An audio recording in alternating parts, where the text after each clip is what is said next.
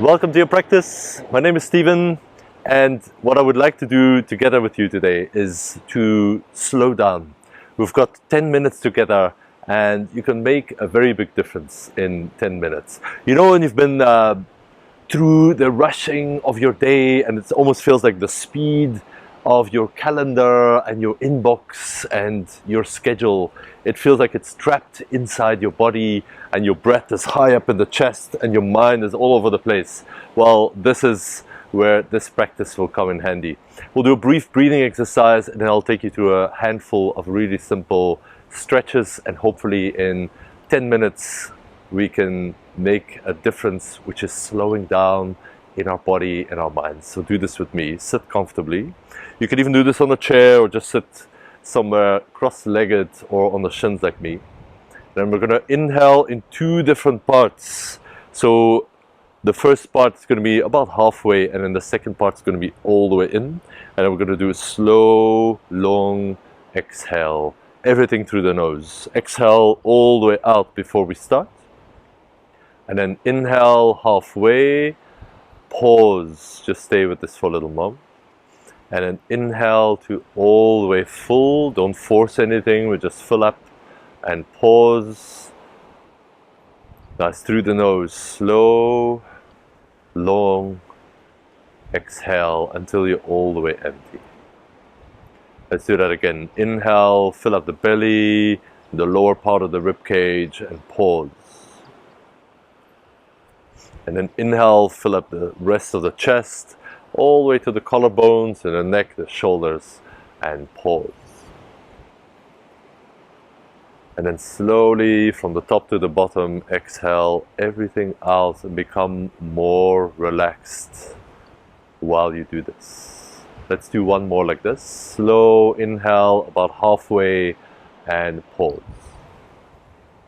Just slow down the pace, take your time. Inhale to all the way full and pause at the top. When you're ready, let the breath go. As the breath leaves, become more settled, more relaxed, and you're slowing down. The breath is the quickest way to start to slow down your mental processes and also physically. Good, a couple of simple poses common to hands and knees. You can do this on a yoga mat or a carpet or a patch of grass, whatever is available. And take your right arm, slide it underneath the left armpit. And then with the left hand, I prefer it just here in front of the face, so you can push out a little bit, roll the top shoulder back. Other options are left arm forwards over the head, or left arm can wrap around the lower back, maybe even hold the opposite hip crease. I'm going to have hand in front of the face. I find it nice to apply just gentle little pressure to get into the upper back. Nice. We're not pushing really hard, we're not doing the deepest twist. Remember, we're slowing down. This is our brief today, our target. So just rest the outside of that right shoulder on the mat. Rest the side of your face, the side of the head on the mat. Let the hips just relax. And just send a couple of breaths into your upper back, the back of the shoulders. Nice, another breath here. Good, and then slowly lift back up, just push onto both hands. You can do a cat and cow movement in between both sides, if that feels good, to reset. And then take your left arm, thread it underneath the right armpit, place the left side of your head down. With the right hand, you can just keep it in front of the face, more or less where it is now. Or remember the options, you can reach right arm forward. You can wrap the right arm around your back, maybe even tuck into that hip crease. But generally, it's good to try and do the same thing as you did on both sides. Unless if you need to modify, maybe you're working with an injury on the side, or your first choice didn't feel so good. And then take a few breaths. Once you settle in, get heavy in all the points that touch the mat. And then get really expansive in the breath, sending it into all the corners of your upper body, of your back, of your chest, even all the way down into the belly and the pelvis. Just take your time to unwind.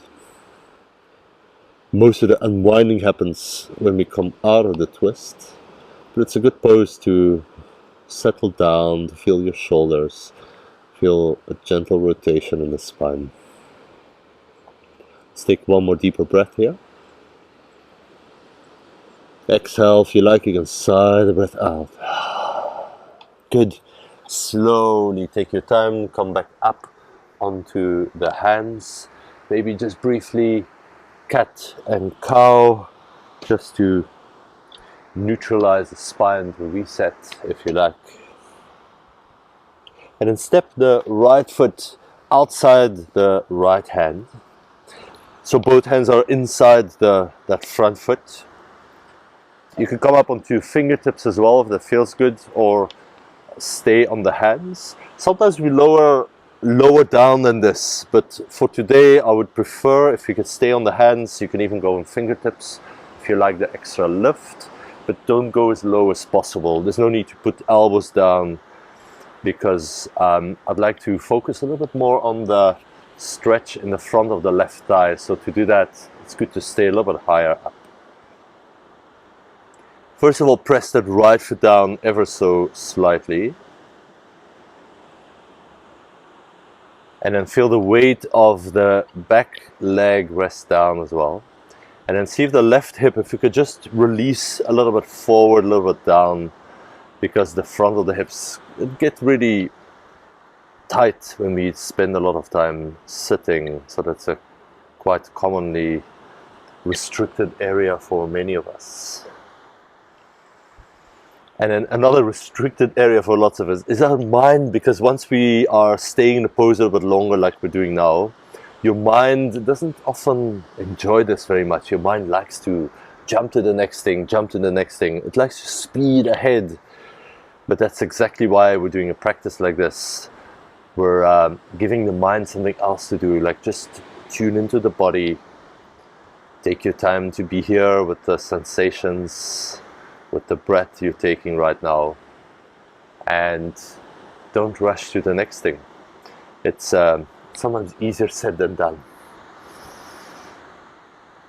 Good. Part 2 in this pose, we're just gonna bring the left hip back so that it's above the left knee. Straighten a little bit more towards that right leg, so you're pulling that right hip back. But if there's still a little bend in the right knee, don't worry about this. It's actually quite a good thing. I would recommend it for today's practice. We don't want to squeeze the maximum out of these stretches. This is just to give the body something to do, get into a pose that is doable, but is presenting a slight challenge, a couple of sensations which we can use to focus the mind. Lift the right toes a bit. It's almost like the toes are lifting up towards your forehead. And then keep the spine nice and long. If this doesn't feel good, you can bend that front knee more. You can also elevate the hands so that your spine is a little bit higher up. Those are all good options. Good. Rebend the front knee. Let's step back just briefly, downward facing dog, or you can go back onto the knees, that's fine. And then let's step left foot forward and turn around so you can see a bit better. Both hands go inside the front foot. And then just lower the back knee down. In a more yang style class, we might keep the back knee lifted to have a bit more muscular action. But for today, we just want to drop in and use the pose to slow down. In a short period of time, see how much difference you can make in the kind of rush we sometimes feel in our body, in our minds, in our whole entire system. With the hands just gently pressed down, you can also lift onto fingertips, that's fine. with the chest, keep a little lift so we're not curling in onto ourselves. Get the sense of sliding forward and lifting up a tiny bit. The head, you could just keep it neutral. I like to look somewhere in front of the mat. There's no need to throw the head back. And then mainly what we're after here is softening in the front of the right hip. So see if you can release that area, perhaps a little bit more with every breath. It takes a while to get in there, to get access to your body. Can your body let you in?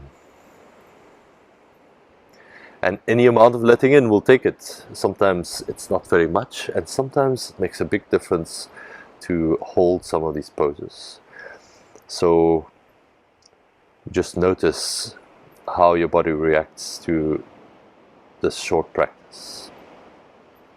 Another breath in this pose. On the exhale, you can sigh the breath out if you like.